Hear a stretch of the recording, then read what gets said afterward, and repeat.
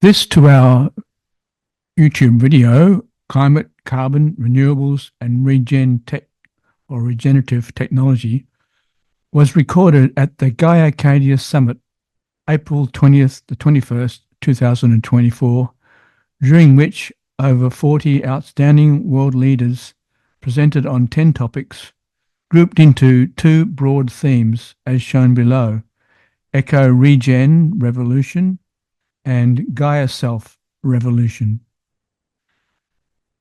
Proceedings will be published in the Whole Life Times, an e-magazine on holistic health and sustainable living, in 2024 in the summer issue and in 2025. Many presenters were interviewed prior to the summit, including all those in this 2-hour video.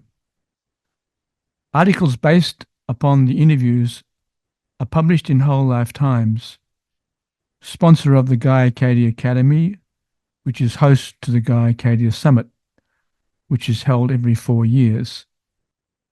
Subscribe for free at wholelifetimes.org/subscribe/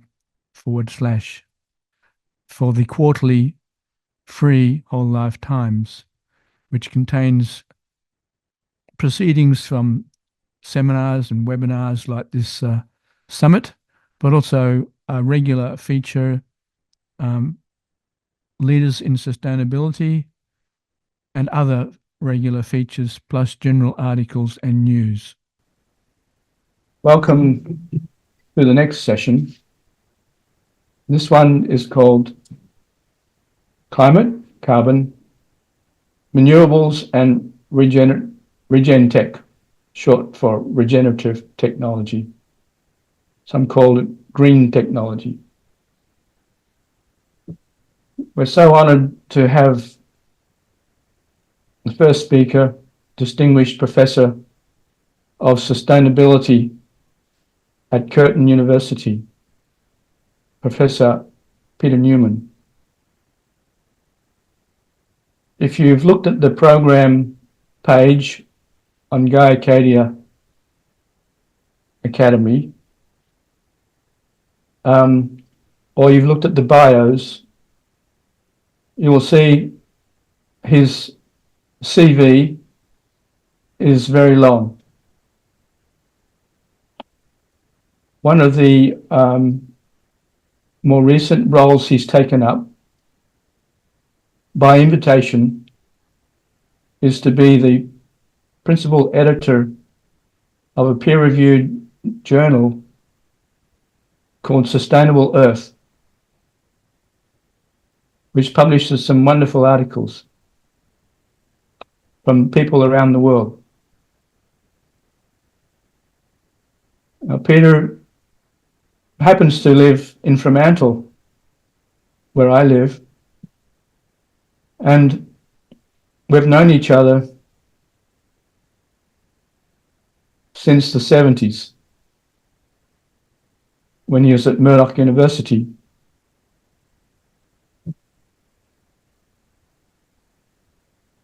He's not able to be present live today because he has had a new commitment to be at a conference, but he has put together an amazing recorded presentation, which I'm about to play. What's amazing about this presentation, as I said to Peter after viewing it, is it's brilliant. Brilliant in its analysis and currency, and also said it's motivational or motivating.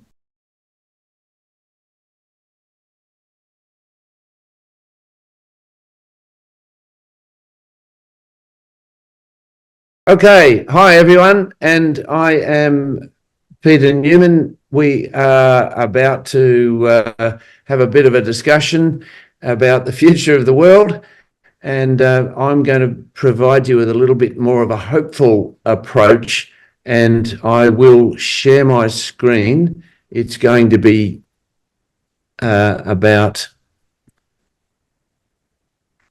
the question of either collapse or hope in the maelstrom. I'll explain that, the maelstrom, but it's also just a question of whether there is a choice or not. So we are leaving the safe operating space in terms of climate.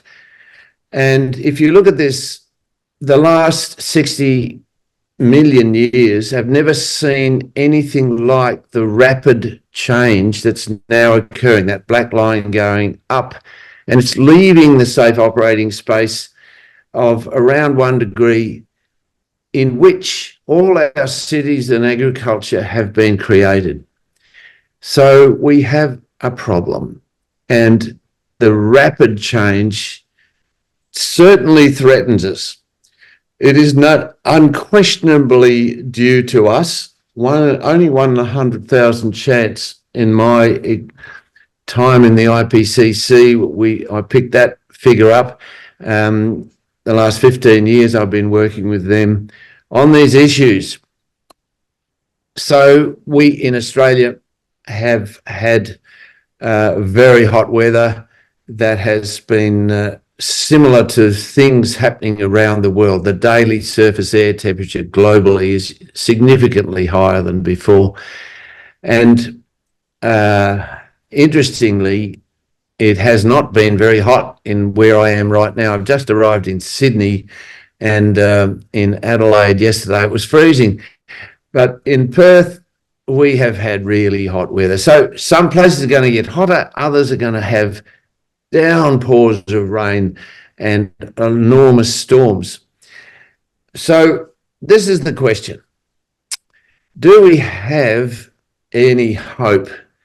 My sense is, reading Jared Diamond's book Collapse, is that there is a choice, and it energizes alternative futures, because he's saying how cities fail or collapse because of their choices. And the ancient prophets, going back in all kinds of religions, have showed there are choices.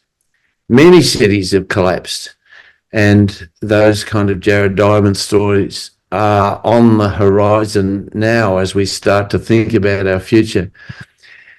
But I have a new really important book to mention, if you haven't seen it already, Not the End of the World, How We Can Be the First Generation to Build a Sustainable Future, a Sustainable Planet. This is by Hannah Ritchie. She's quite young, and she has done a master's degree in environmental science in Edinburgh, which totally depressed her, clinically depressed her. And she came out of it only by beginning to grasp that there were many issues that could be resolved. And so she's written this book, and it is just totally fascinating. She starts by showing the dramatic achievements we've had, like the overcoming of extreme poverty in so many parts of the world. The China example is being shown there. And she has created this Our World in Data website, which has got so much positive news on it, as well as showing the problems. She's not trying to cover up the problems. She's, like a lot of companies do, she is saying we can do it. Now, I like that approach, particularly in my history of working with students. And now we're in a time in history where more people care about climate change than you think. This is a recent article she's written showing that the majority of people in every country support action on climate, but the public consistently underestimates this share. Public as in governments, and in a lot of cases, big companies. It's really about how in Australia, we've had this fascinating change with the Greens and Teals having massive change in the last election. The Teals were a mob of women mostly who were very talented people who swept aside the Conservative Party in those seats where they were doing nothing on climate change. They ran with that and they won. So it's very hopeful to see. And so when I look at this kind of diagram on the left, a lot of people see that we're going very slowly towards this net zero possibility. But I think when you see these possibilities now emerging, we can begin to hope. So I've written about this. Resilient Cities is my book, Overcoming Fossil Fuel Dependence. 2017 that came out, and it does talk about the kind of innovations that we can expect in the sixth wave of innovation, because the green economy is upon us and the financing of that is now happening. So you can go back in history and see these big changes, and they happen quite quickly.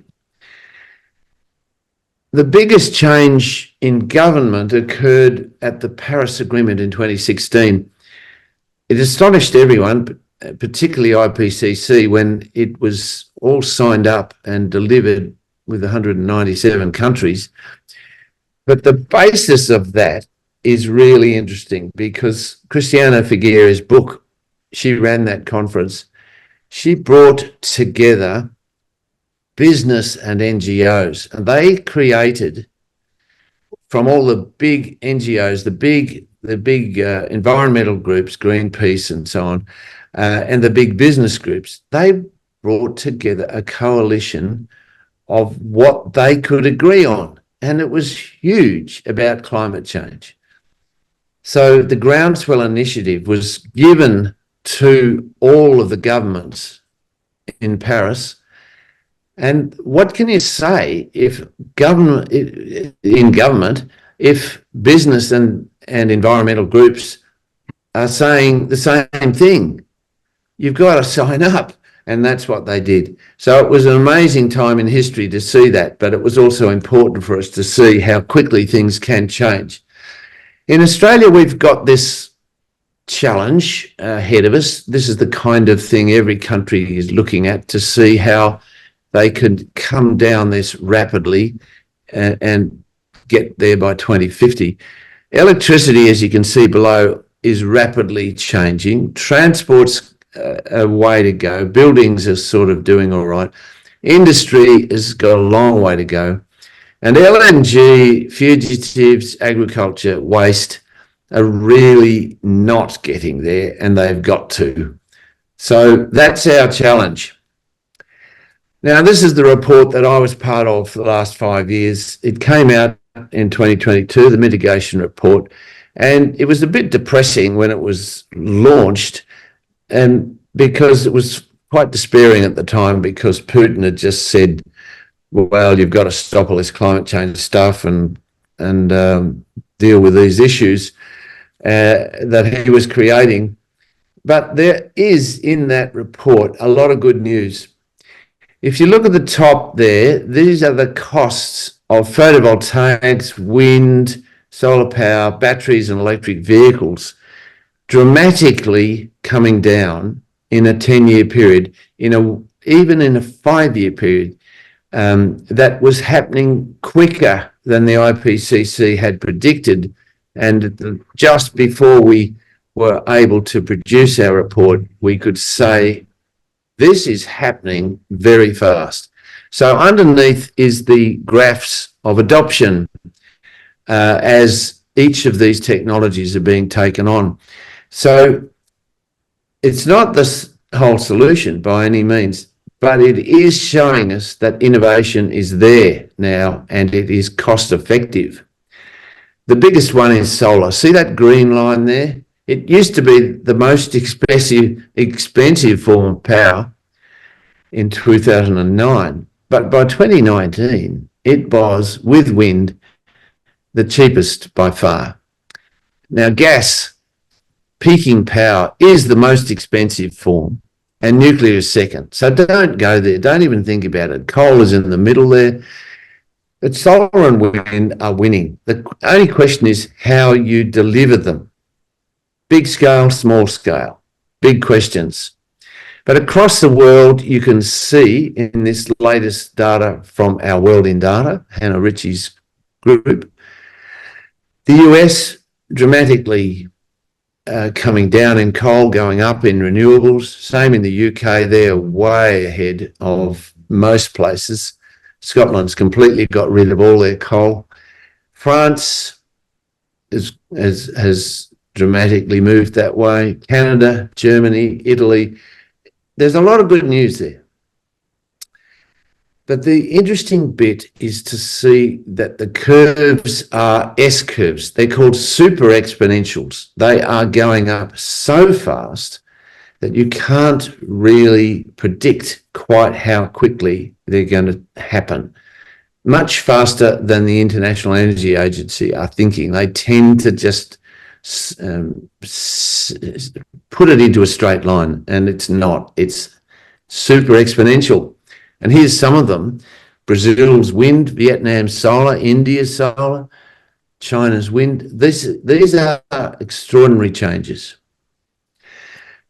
China in particular, they are on track to smash its renewable targets 5 years ahead of schedule. They have installed capacity now 310 gigawatts. That's equivalent to 150 coal-fired power stations. So those coal-fired power stations, which were finished in the last 5 years, they've not been opened. They don't need them. And they are now have more renewables than the rest of the planet combined. Batteries are following the same kind of dramatic decline in costs as the quality is going up. So together, they're enabling us to have solar and batteries working together, and that fits into the transport agenda as well. And that works mostly so far with 2- and 3-wheelers in China and India, and buses. Massive reductions in fuel happening in those countries. Cars and light trucks happening very small, but they are going places. So what's this maelstrom? The maelstrom is a word that came out of something written in 1840. But before I mention that, it's like a waterfall. It's like we've been coming down a river that was quietly getting us towards net zero, if you were really looking for it. But suddenly we've hit the waterfall. We're all going over it, and it's being done through finance. And this is the website of all the finance companies who have 88 trillion available only for net zero. And that is a big factor driving it. It's not just government anymore. The world of finance want to do this. They see it. So Edgar Allan Poe wrote this Descent into the Maelstrom in 1840. And what I like about it is he told this story of how a sailing ship got caught in this whirlpool, and a sailor saw that if you leapt off the ship and grabbed a barrel that were floating around there, you could get out. But if we stayed on the boat, it would crash into the rocks. So he went to the captain and said, look, we've got to jump off this and get onto those barrels. And he said no, because our job is to just continue doing what we always do. And the captain of the ship and the rest of the sailors, of course, perished, but the sailor who leapt off the ship onto the barrel survived. So we've got to find the barrels of hope. They are different. Professional practice is changing rapidly. And I've written about this in this paper, Net Zero in the Maelstrom. Professional practice for net zero in a time of turbulent change. So there's a lot of hope in there, but there's also showing that we've got a long way to go, and we've got to grab these barrels. We can't keep doing what we've always done. One of the examples of a barrel is rooftop solar, which was grabbed by people in Perth, even without a massive government help or a government program. And we now have, at times, 81% of power in our grid coming from our rooftops. There's over 40% of households have them, and it is continuing to grow at a megawatt a day. So we have a program that's meant to help it, but by far the biggest power station in Western Australia is now rooftop solar, and it's likely that we will phase out all of our coal in the next 2 years, and then it's only a question of gas, and we haven't resolved that one. So what about transport? Saving the trains in 1979 is my story there. If you see me as a young man, I was a local government councillor. Family and friends ran the campaign to save the railways that they'd closed down because we wouldn't ever need them for the future. The future is about oil.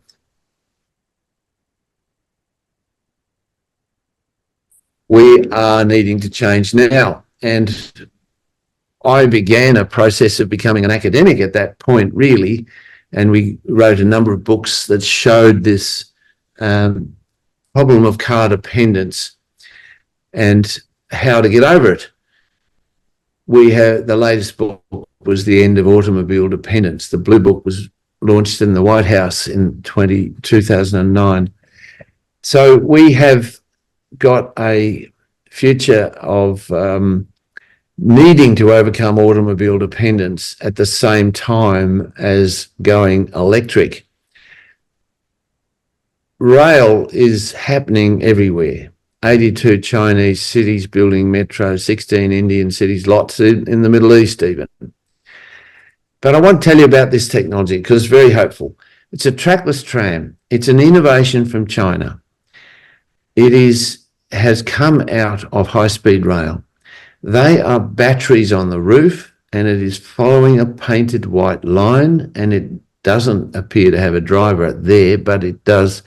The driver is not having his hands on the wheel because it is autonomous, but it will always have a driver in mixed traffic.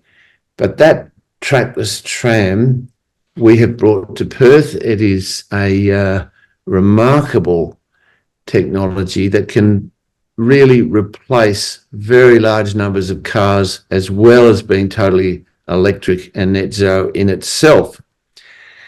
So that is part of the future that we've got to get to. And the problem is that in Western Australia, for example, we keep saying, well, we've got to allow LNG plants to expand right through until 2070, which is their plan. This is our problem. We could get very depressed about it and say that the world's doomed, but I think we will win that one because the groundswell is growing. That's our issue.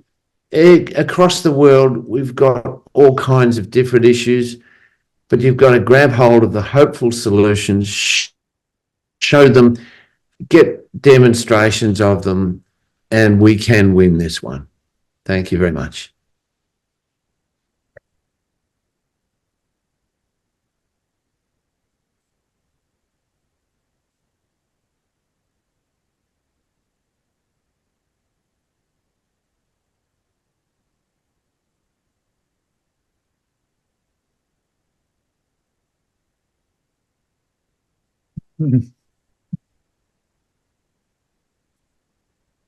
Well, Peter, can you hear me? Yes. That was absolutely brilliant. That's beautiful. Okay. That's fantastic. Thank you so much for doing that. So, but if you go to the Gaiarcadia website, and go to either the bios page or the program page, there will be a link to Brad's bio. Briefly, though, Brad was a did his PhD at Murdoch University. I think you're a dean of the School of Sustainability Studies. Was that it, Yep, Brad? that's correct. Yes, and after that, he became a mayor of Fremantle and introduced a lot of good sustainability and climate changes to Fremantle. Then went on to become a politician in the West Australian Parliament. I think you're the member of South Metropolitan at the moment. Yes, that's right. And doing some wonderful things there. And I imagine that you're going to be sharing that. So I'm going to hide myself if I can. There you go. Lovely. And I'm assuming you can see my screen okay there, Dennis? I can. Yeah. Okay. Thank you. I'd love you to join you. And this is a nice segue from Peter Newman's very interesting presentation because Peter was involved in what I want to talk about, which is actually in many ways of a reimagining of the city that Peter and I live in, which is Perth, but also which I hope you'll see has great relevance to a range of other cities. And this comes on the back of a whole bunch of collaborative work that Peter has been doing over the years, and this one was a very collaborative project with a whole bunch of perhaps unexpected collaborators, from universities to groups like the Property Council and other development agencies to architects to peak bodies across Western Australia, where we actually looked at how could we reimagine what our city might be if it was to be a low carbon, connected and livable city. And I'll give you a link to that report at the end if you're interested. It's a draft report that we're consulting on before we do a final one over the next 12 months or so. Look, I'm not going to talk about this for too long, and I think Peter covered it very well, but this report similarly starts with the recognition that we do have a climate crisis, and one that is perhaps we're reaching some really critical moments, but also it's a report that acknowledges that we have solutions, and Climate Positive Perth is about those solutions around actually providing what I hope is a hopeful roadmap to a more livable zero carbon city, and also overcoming a failure of imagination. Often I think business as usual is often happens not because we don't have better alternatives, but we forget and we don't imagine what they could be. And certainly when it comes to our cities, there is huge opportunity. These three numbers, 2, 50 and 70, kind of approximate the role that cities play. Cities are about 2% of landmass, just over 50% of global population, but are also responsible for about 70% of global carbon emissions. So if we can fix our cities, we can really fix some of the crises that we've got before us and drive emissions down. And WA especially, as Peter mentioned, a gas state, a fossil fuel state. If we're going to do our fair share this decade, we're going to almost halve emissions just so that Australia can meet its globally committed climate targets.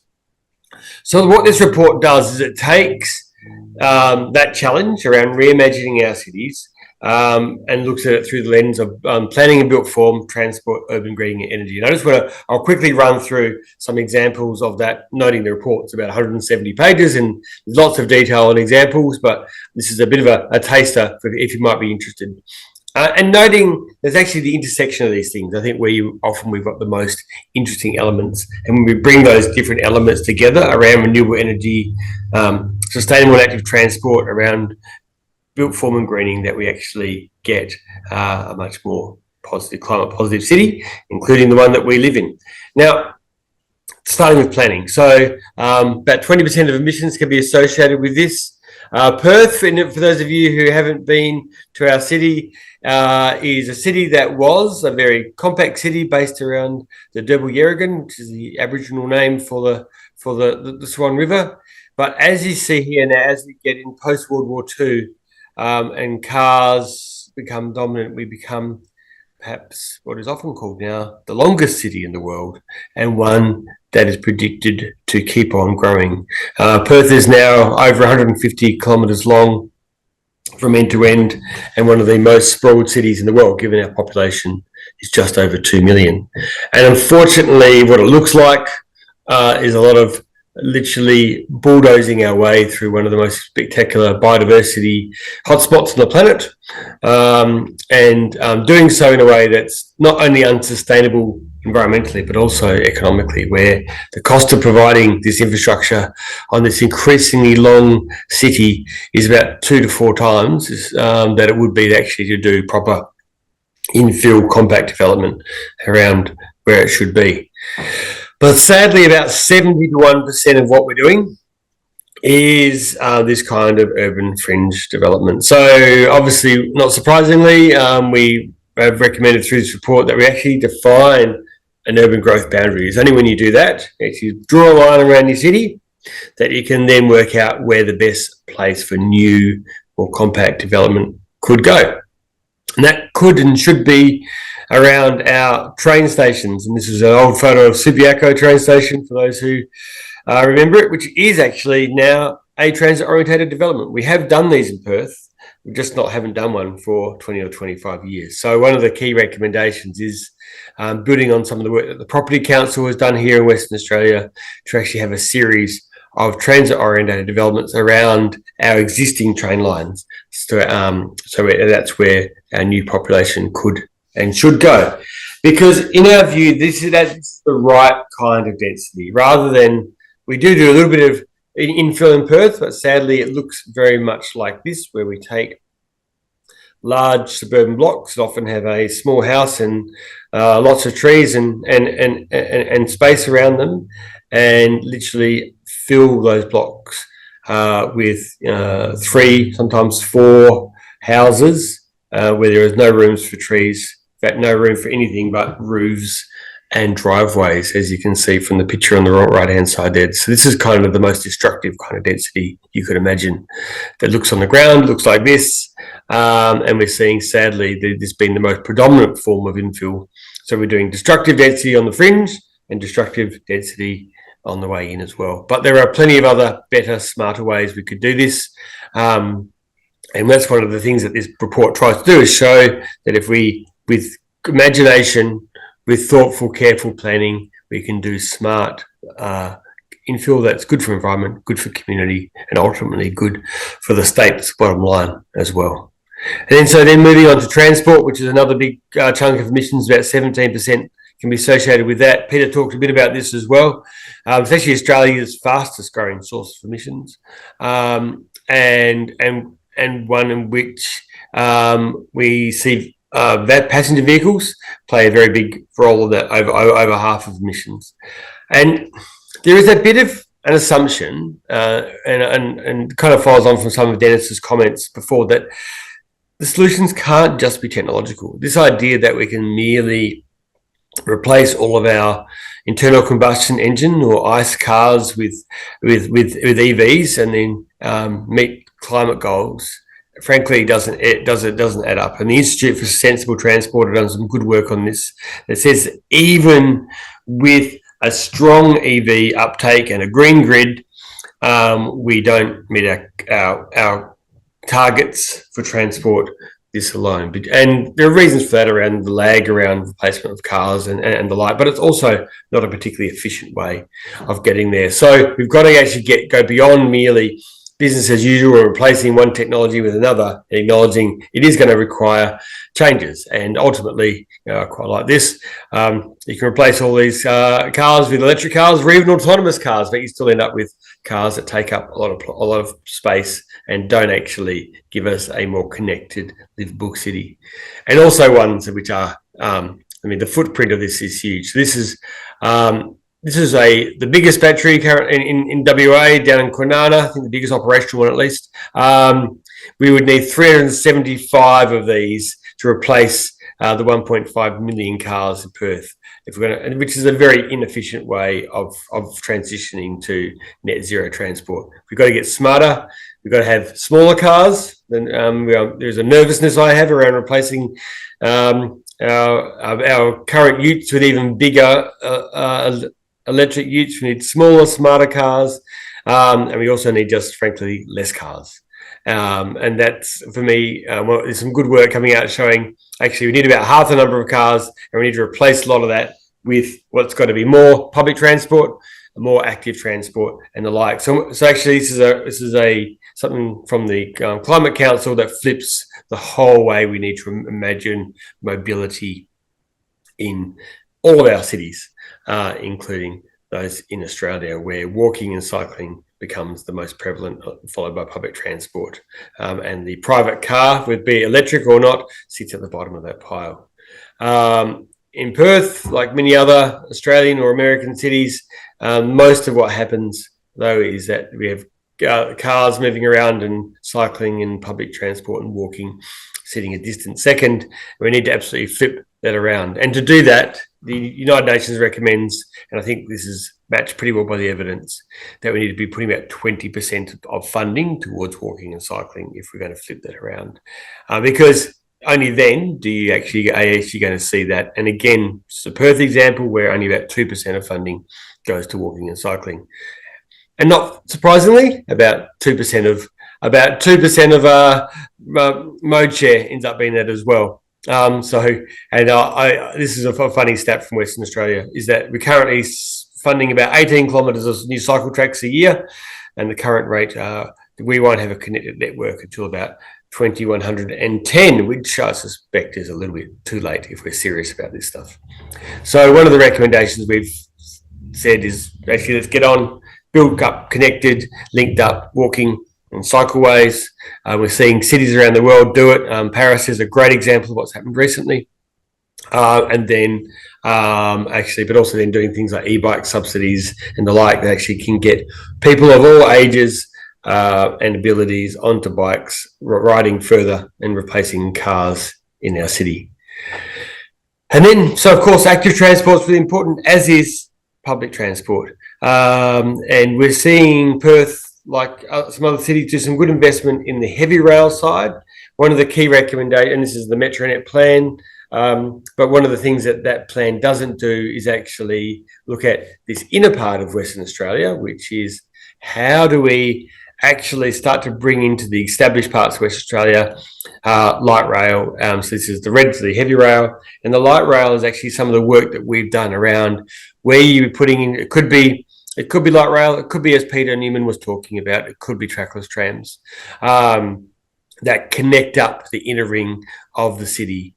And so we've done a lot of work with key stakeholders around where those routes could be. The upside of trackless trams that Peter talked about is they are much more affordable, and you can, in terms of rolling them out, and a little bit more flexible in terms of how we could do that. So that's a pretty exciting option for how we start to reimagine what our city might look like there. So that's a picture of that tram that Peter and others brought out to the city of Stirling recently. I had a ride on. It was pretty impressive, and potentially one of the great solutions that does sit for cities going forward. Now, this is just a bit of an example around then what we did some a way of, I guess, changing imagination from what many of our main streets look like, which are car dependent and not very treed and a bit bleak, so to how can we then reimagine those if we did put in light rail or trackless trams, we did put in trees, we did put in the right kinds of densities around those transport modes, and of course running all that off renewable energy. What might our centres and our suburbs start to look like? So we did some model, trying to get people to reimagine those, which I think is really useful. And then, of course, because urban greening is a really important part of that. If you want people to walk and cycle, if you want to cool your cities, you need more trees. And we've done some work on this recently. In fact, our more recent work says that it actually can, on hot days, can actually, it says 19 degrees here. My more recent work says up to actually over 30 degrees of difference in terms of surface temperatures between shaded areas and non-shaded areas, and about 6 degrees in air temperature as well. Street trees, they increase property values substantially, about 17,000 a year. They make our suburbs and our cities more livable. So setting a target of about 30% tree canopy for all cities, including Perth, is one of the things that we recommend. But that's going to require lots of smart planting, stuff that's resilient for lower rainfall, for a different climate future, and of course dealing with some of the challenges of pests and the like. So that's a really important part. But we've also got to actually keep our trees on private property too. WA's biggest local government, Stirling, is losing 4 times more canopy on private land than it can grow on public land. So, and that's again coming back to that slide I showed earlier. That's partly because of the way that we are doing infill. So we've got to get smarter around how we protect trees on private land, so they're not just wiped out through development, and we retain more of those in our suburbs, but also getting them onto public land, because taking again some of this work that we've done, many of our suburbs look almost treeless, and if we can cool those and get trees into our suburbs, they become very different places to live in and to move around in. And finally, the final little section for Climate Positive Perth is around energy, a really big one. But 27% of our emissions come from the energy sector. In WA, it's largely gas. On the East Coast, it's probably more coal, but pretty consistently about 30% renewables at the moment, and growing, which is exciting. There's some really ambitious plans around growing that very, very quickly, because of course this forms the foundations of many of the others.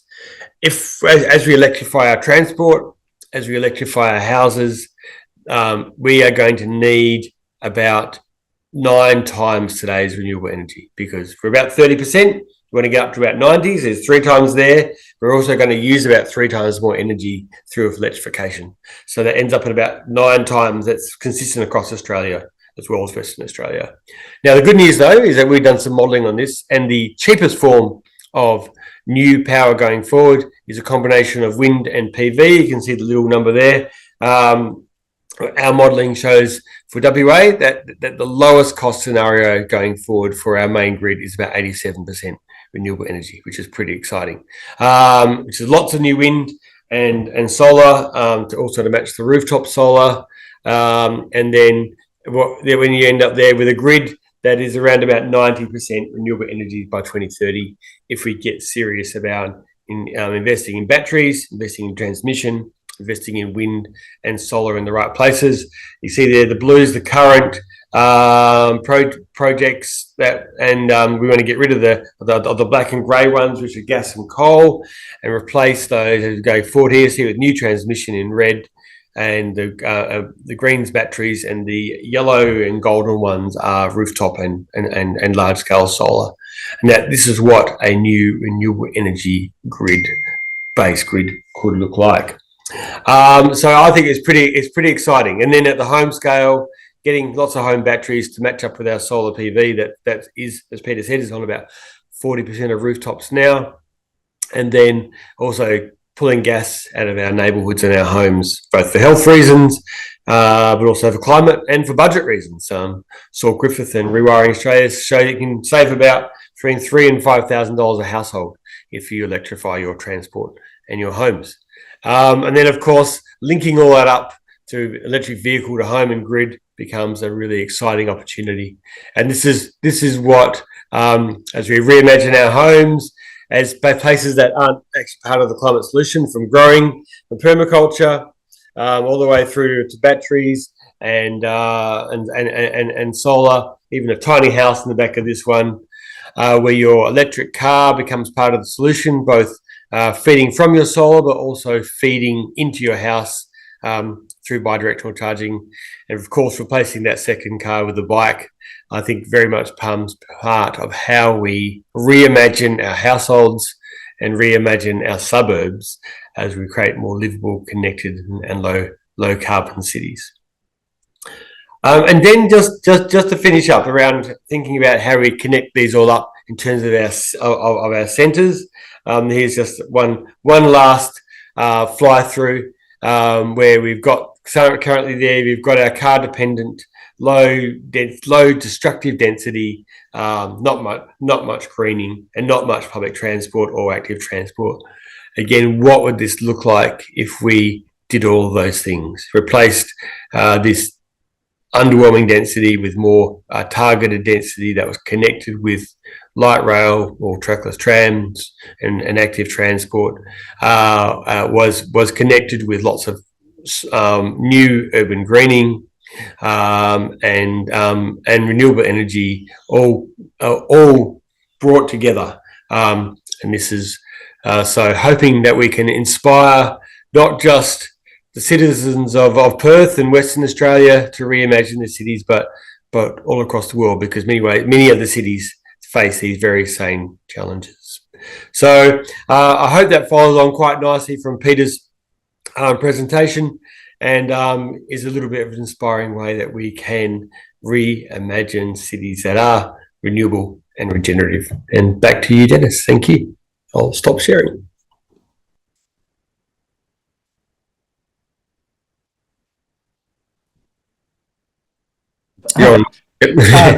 Thank you, Brad. That was fantastic. What a lot of information we've had to take in today. But the good thing is it's all recorded and you can go back and study it. And also to share it with other people. Let me just... and welcome, Mark. And as I was saying, so much appreciative to you spending the time. I won't take up much of your time by introductions, other than to say to people that you're a professor in Sydney, and you've written a number of books.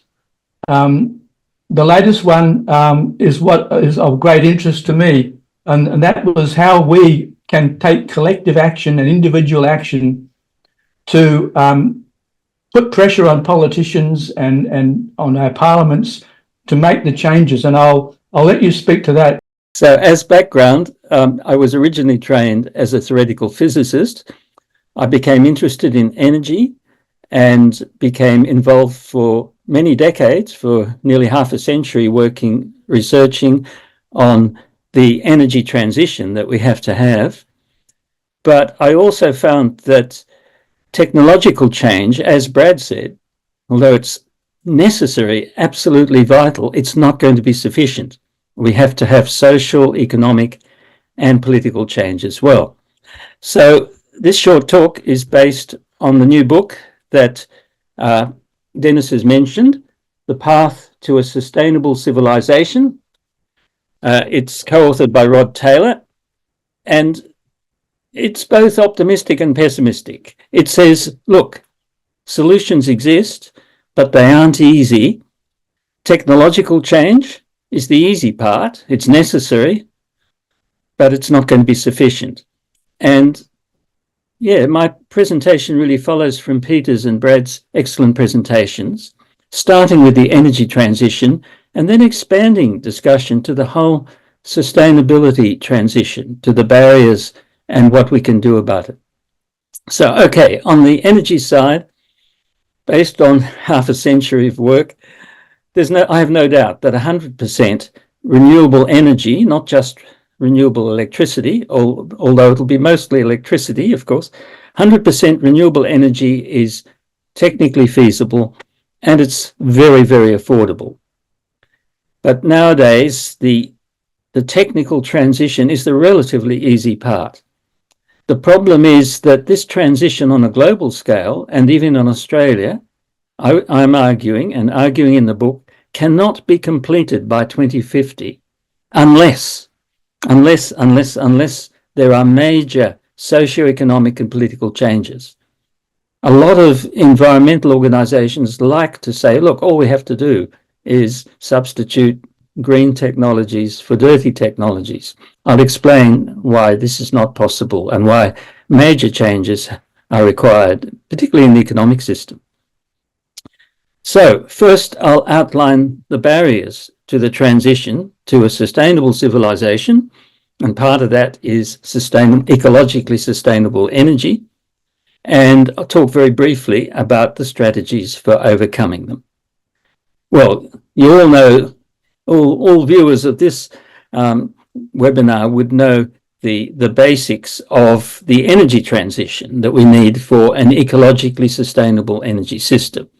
We have to convert, of course, all electricity generation to renewables, which will be mostly wind and solar photovoltaics. We have to electrify transport, and as Brad said, we also have to upgrade walking and cycling, particularly in our cities, and of course public transport. And we have to electrify combustion heating. And then that's on the supply side. And on the demand side, we have to implement energy efficiency across the economy, in appliances, in housing, buildings generally, and in industrial processes. And then there's a social action that we must take that doesn't often get mentioned, and that is social justice, that quite a lot of workers will be disadvantaged by the transition, and they are potentially strong sources of resistance unless they are brought into the transition and assisted to relocate, for retraining. They have given jobs in new green industries, and for those who neither of those options are available, that fair pensions are available. So social justice is very important, and it's often overlooked when we talk about the technological transition. Now, if we do all that, we can immediately, not immediately, but fairly quickly, over maybe 10 or 15 years, basically reduce Australia's greenhouse gas emissions by about 3/4, 75%. The remainders, the gaps, are the need for a renewable fuel, because aircraft and some industrial processes like steel making, ships, need actually a fuel, a liquid or gaseous fuel. And we are still some distance from having an affordable green hydrogen or green ammonia equivalent. For people in the Northern Hemisphere at the higher latitudes, they will need seasonal storage. We're very fortunate in Australia that we do not need seasonal storage. Okay, so that's the broad strategy that you should be familiar with. But what about the barriers? And now here comes the difficult things to say. I am concerned that people are still talking unrealistically about meeting the 1.5 degree goal for limiting global heating. It's far too late for that. The only way we could ever do that, meet that 1.5 degree target now, is a way we don't want to have, which is to have a nuclear war and a nuclear winter. 1.5 degrees is gone, and we're giving false hope to people to talk about it. It'll be a huge struggle to keep global heating to 2 degrees. Now, another barrier, a sort of a social and technical barrier, is the materials problem, the rare materials for renewable electricity and for batteries. But it really goes beyond that. We now have a materials problem for the whole of industrial society, not just for the green transition.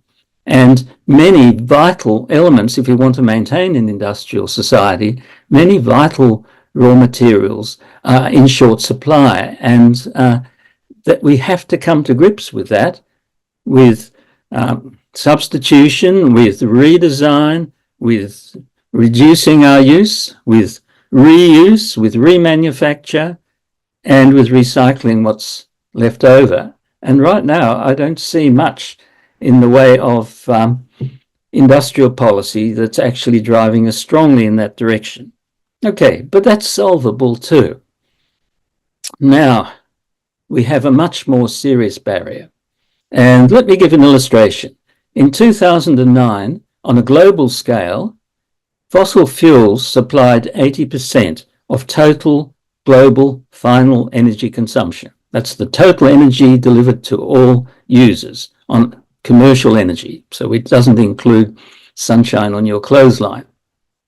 80% in 2009. Now, since 2009, renewables have grown very, very quickly at a fantastic rate. And beyond my expectations and beyond the expectations of many of us in the field.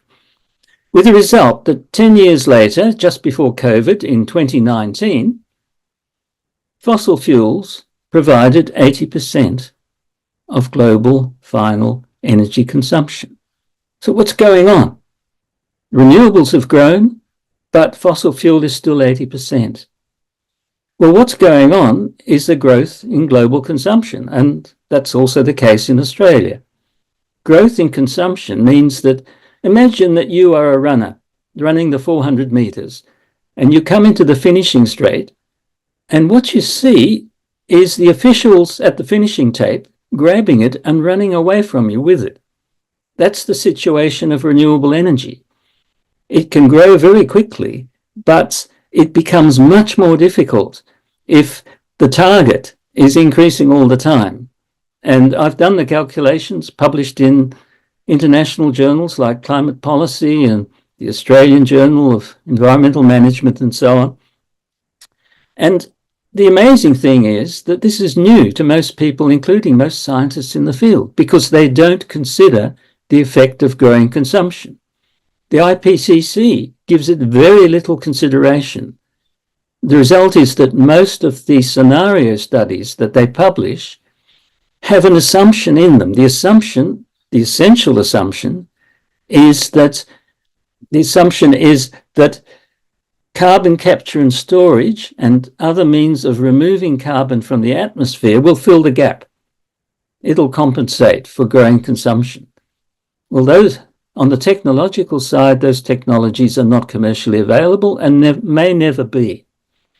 The only other so-called technology for removing carbon is growing lots of trees, but the areas required would be enormous.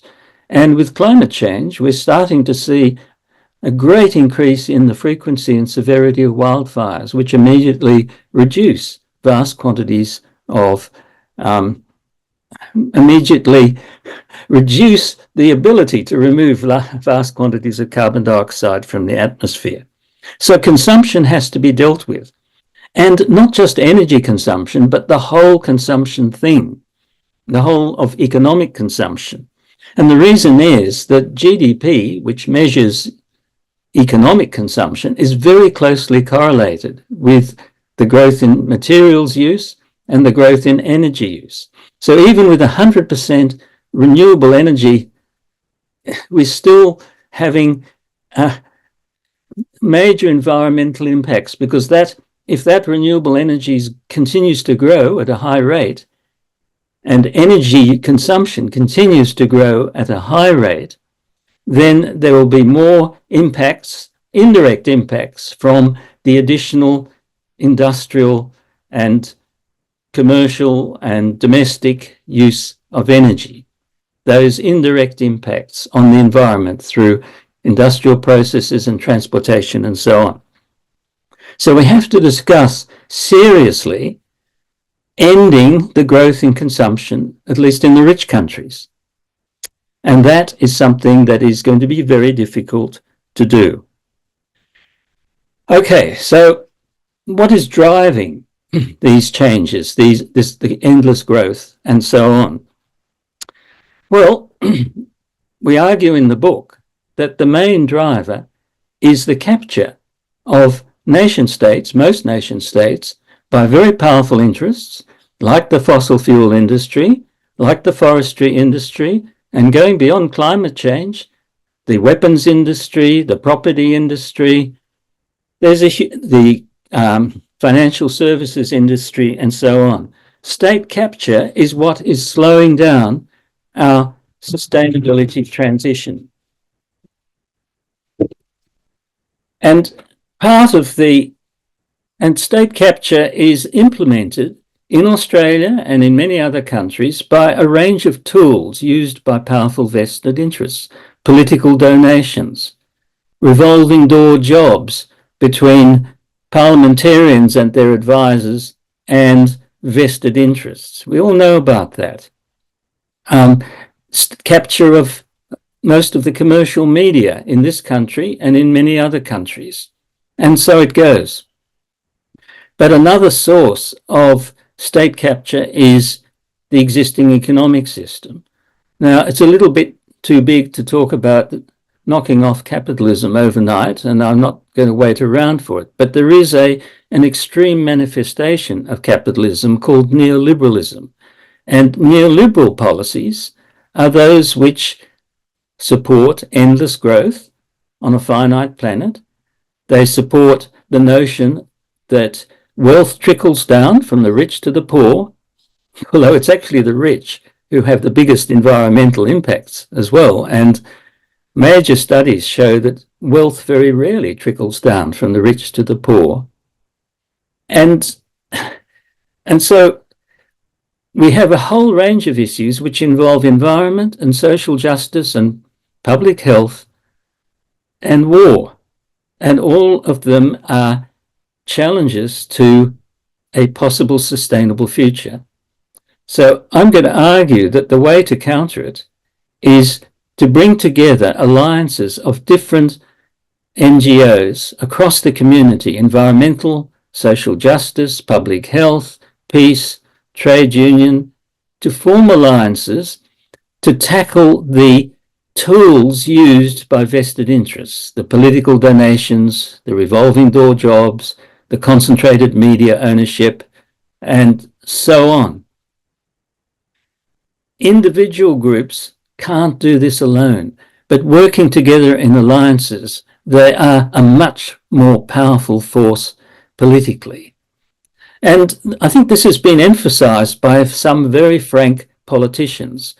The former US President Franklin D. Roosevelt once told a group of lobbyists who came to him, "Okay, you've convinced me. Now get out there and make me do it."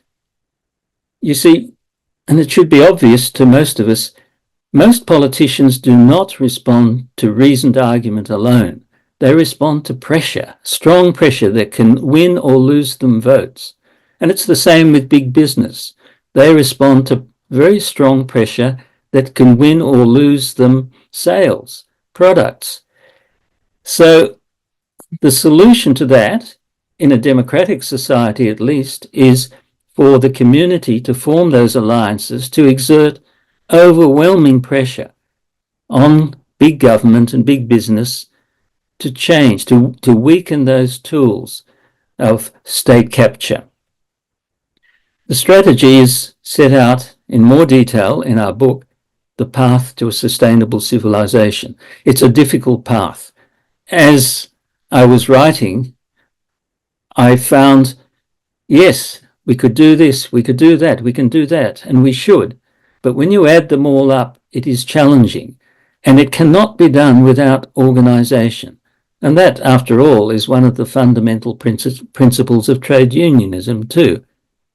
You have the numbers of the workers, but they are ineffective unless they are organized. And the same goes for community NGOs who want to see a sustainable society.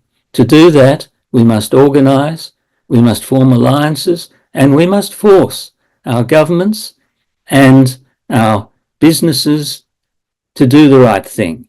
Otherwise, we just get greenwash and token responses. So that's the theme of our book and the challenge I'm issuing to all of us. Thanks very much for your attention. Thank you very much, Mark. Brad, can you reflect upon Mark's thesis of grassroots political action to create lobby groups and pressure groups, and even to work at the level of unions? Yeah, I must say, Mark, thank you for that. It absolutely resonated with my experience. As someone who's been an academic, been a mayor, and now is in minority party in a state parliament, I've grappled with this very question. That I'm looking forward to reading your book, because I've grappled with this question: and how do we bring about change?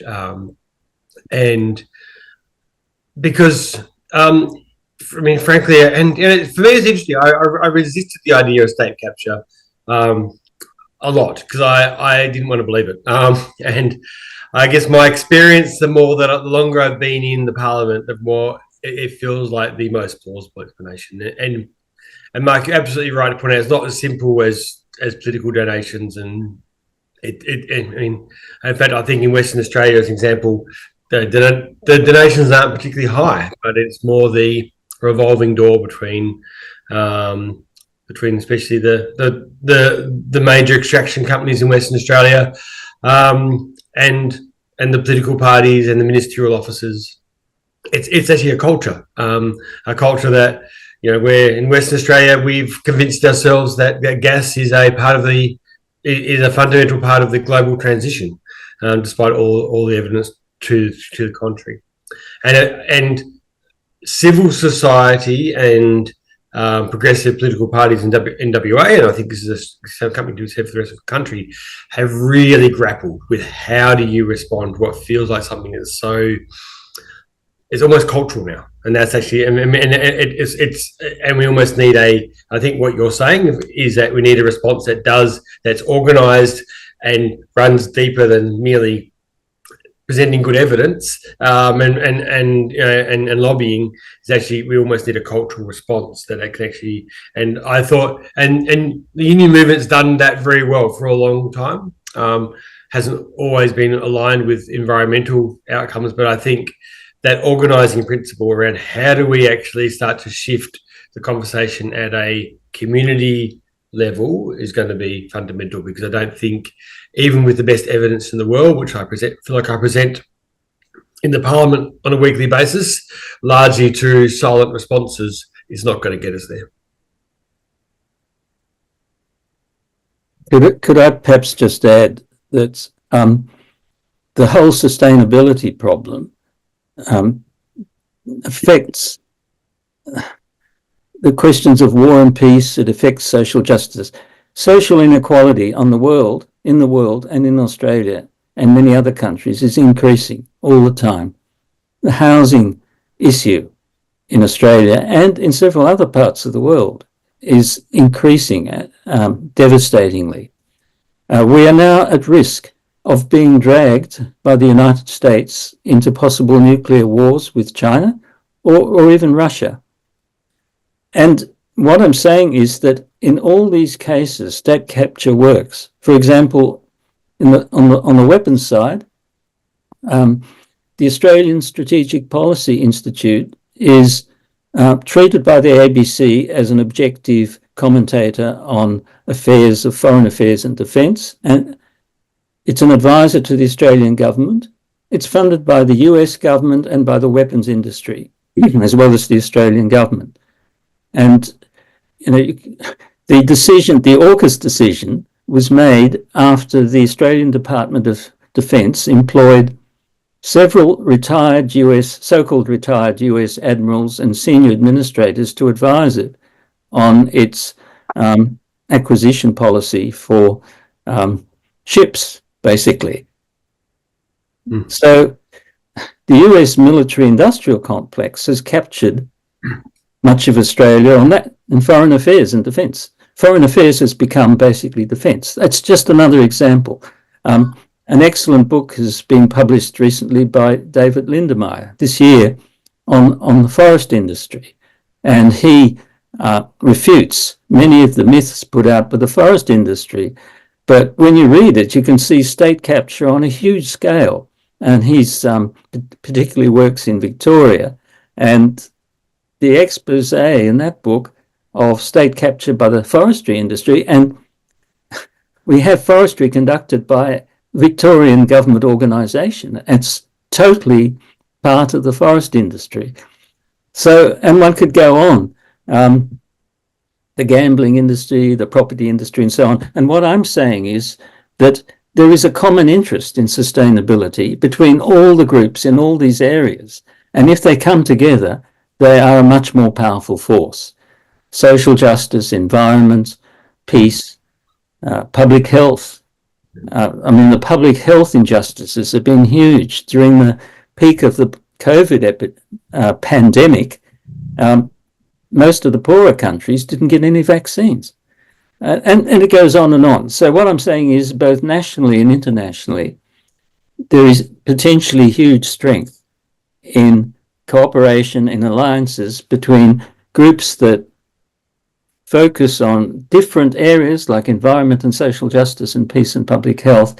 Together, if they focus on the tools of state capture, they all win. It benefits everyone to undermine the tools of revolving door jobs, concentrated media ownership, political donations, and all the rest of it. Okay. I'd like to make a comment, if I could. It's sort of being formed in my head at the moment. But, in terms of state capture, I think everyone, the majority of people on this planet, it seems, are captured by a paradigm. And the people in power haven't necessarily caught onto a emergent new paradigm where I might say of seeing the earth not as a resource or as a piece of real estate, but as a living organism that we are totally interdependent with. And as the Vietnamese Buddhist said, we are the earth, we are nature. And so that consciousness change, that's another thing that we need to focus on. Because I just believe until that dominant paradigm, which has evolved 200 years ago, a technological progress, growth paradigm, unless we can shift that paradigm and our addiction to growth, then we are really not going to make the change that's going to lead to a next step in our evolution. That very theme is discussed tonight by Ervin Laszlo, who's written a book called The Great Upshift. And he heads the Laszlo Paradigm Research Institute. He is a system scientist. He was a member of the Club of Rome in Romania. And so he's on tonight. But I wanted to hand over to Sasha on this score about, because he's read Ervin Laszlo's books. By the way, Ervin Laszlo is 94. He's written over 60 books. He's published 3 in the last 2 years. He was recently awarded a Lifetime Achiever Award by the Italian Parliament just last week. So he's a brilliant man, but Sasha has got a pretty good handle on some of what he says. Can you just reflect upon that idea of not just state capture, but being captured by a paradigm? And I think the political parties, those who have a sense of that paradigm, I think they need to take some leadership in trying to shift that paradigm. Dennis, the thing which struck me to Professor Mark Dusendorf's speech is first of all, I agree with you 100%. And what Ervin Laszlo has brought up in his book, which struck me, is that in interpreting Darwin's theory, which he proposes has been driving much of the economic and political thinking of the 20th and our century, is this sense taken from Darwin's theory of evolution, which was interpreted as being dependent on the selection of the species and the competition between elements in nature that make the most dominant species come to the surface and survive. And what he said in his book is that that wasn't the whole of Darwin's theory. The other side of it was cooperation and how the two have to be in balance. And that is, I think, the element that's missing in a kind of a public debate that we have today. And it's become quite confrontational. For example, Australia is a country which has achieved a remarkable balance between cooperation, support, empathy with this other system of competition. And yet we have remained somewhat unconscious of that.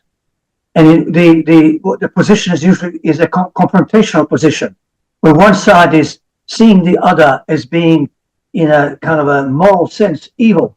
So, everything that is to do with socialism is evil. And yet in Australia, we do have a certain level of socialism. And if we didn't, we wouldn't have the Australia we have. So what I think is necessary to happen is that a different conversation takes hold. We have to create this narrative, and I'm sure that the books that you write will contribute to that narrative. What concerns me is how we can get this kind of ideas through in the wider sense, because they're becoming more and more evident. I've recently given a talk on the world between World War I and World War II, and I see remarkable images of comparison between what was going on before the Second War broke out, which is similar to now, where we are retreating into our own individual necessities and putting barriers on people who we have been trading with. And that is sort of eventually did lead to Second World War, where countries decided, I'm not benefiting anything from my neighbors, I've got to do my own thing. And in a sense, we are being driven into this kind of polarized position. Instead of understanding that, which is the nature of the universe itself, that the universe simultaneously contains both sides. It always contains both sides. And the truth lies in the capacity to be able to hold both sides of a reality into one that gives you the sense of what's really going on. Whilst we're living in a kind of a bipolar world, we feel almost obliged the way we're culturally brought up, that I have to take a position which somehow negates the other. And what we have to do now is include the other. Yeah. Sasha, as you were speaking, I was thinking of Alfred Korbusky, who wrote Science and Sanity, and he analysed the press coverage before World War I and World War II, and there was this kind of making the other nations the other and demonising them. And I want to just touch on something that Mark said about the AUKUS deal and all that in relation to China. Peter Newman this morning talked about how China is generating more renewable energy at the moment than the whole world combined, and yet we don't seem to understand the philosophy that governs some of the Communist Party. I mean, we don't like their non-democratic basis, but the Communist Party have a policy of moving towards an ecological civilization. And Freya Matthews, who's a professor at La Trobe University, has visited China, and she's written a book on this idea of ecological civilization and analysed China's view on that. And so I think we can see China not as just a manufacturing centre for the world, but actually a leader in terms of this environmental philosophy of eco-civilization. Would you like to say something about that, Brad? I'm not sure that's quite my level of expertise, to be really honest. Mark, do you want to jump in there first? I feel like you might know. Yes, while you're getting organised, because I actually worked for some time 20 plus years ago in China, cooperating in a project with the Chinese Academy of Sciences.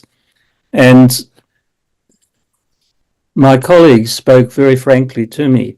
And what I learned was that, at least at that time, there was a very strong minority movement for ecological sustainability. And it was active in research in the Chinese Academy of Sciences in human ecology, the subject they called it.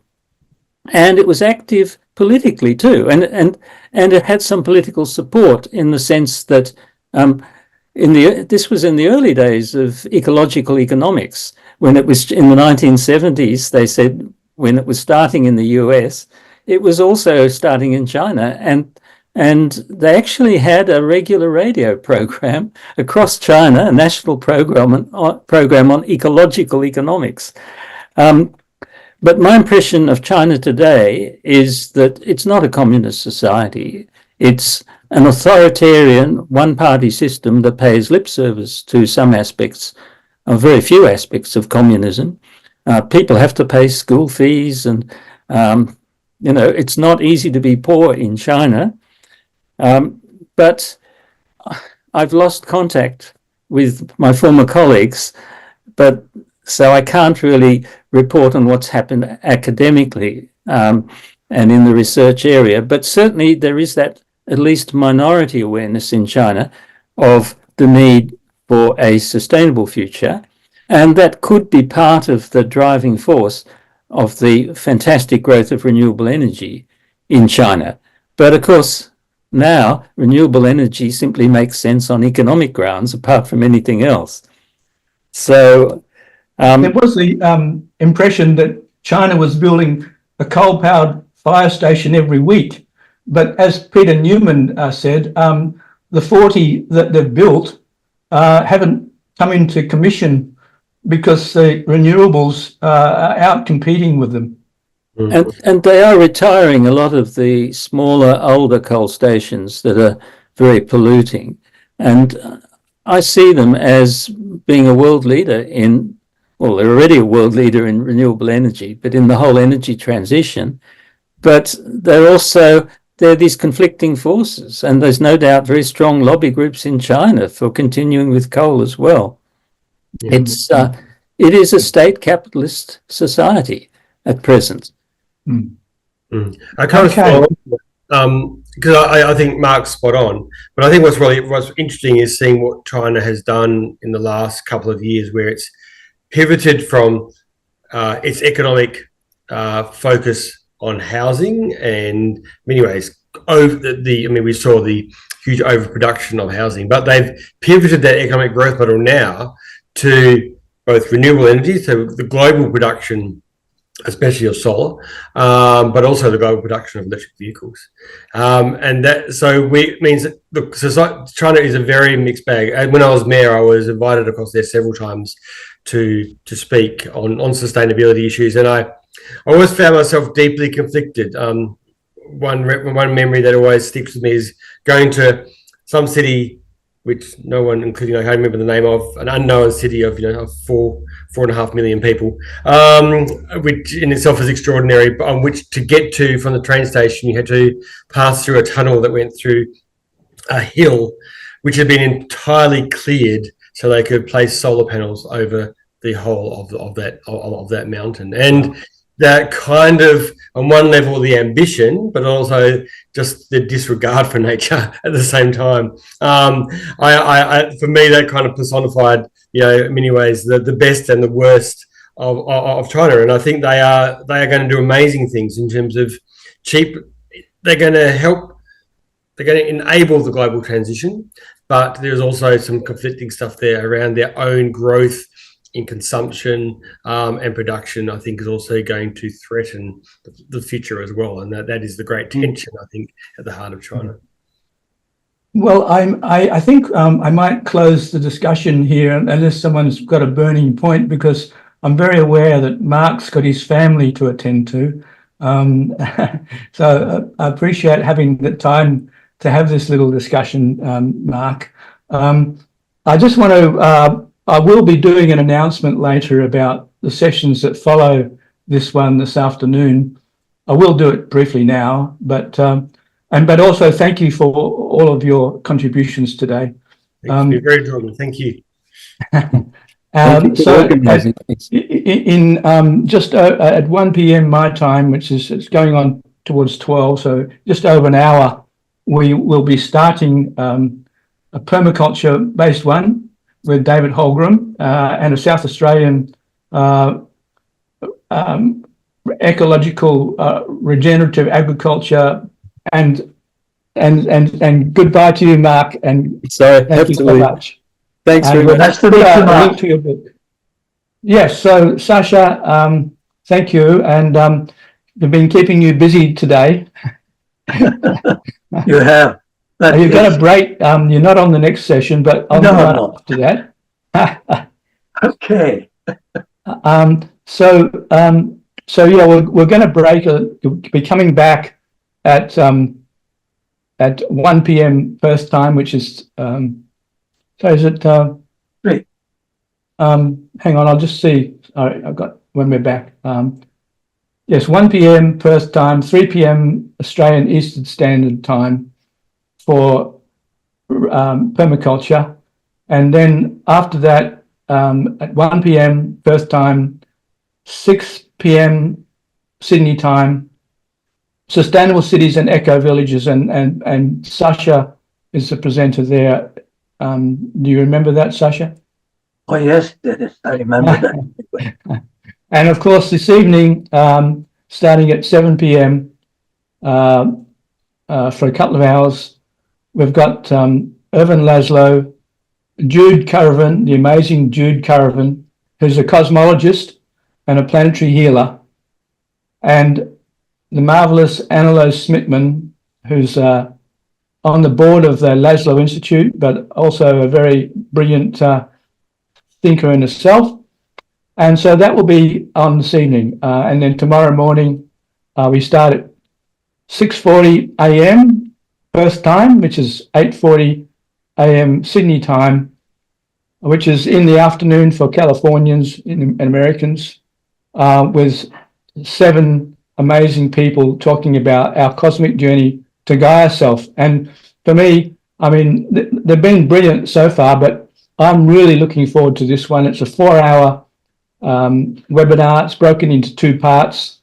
There's 7 professors, and they're talking, and they've all written books about Gaia and the emergence of a new sense of our identity with Gaia, and that was highly recommended. So we'll break for a while. You can stay logged in, have some lunch, and we'll see you back at 1 p.m. first time, 3 p.m. Sydney time, and it should be another awesome session. Thank you for your attendance so far. Appreciate it.